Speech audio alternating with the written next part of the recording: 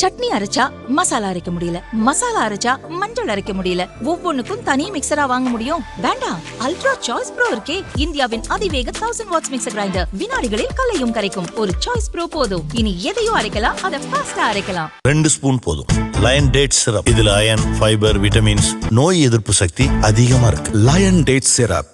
கேரள மாநிலம் மலப்புரத்தில் உள்ள பல்கலைக்கழகத்தில் பட்டம் பெற்ற சான்றிதழை கொடுத்து அம்மாநில இளைஞர் ஒருவர் அரசு பணியில் சேர்ந்தார்.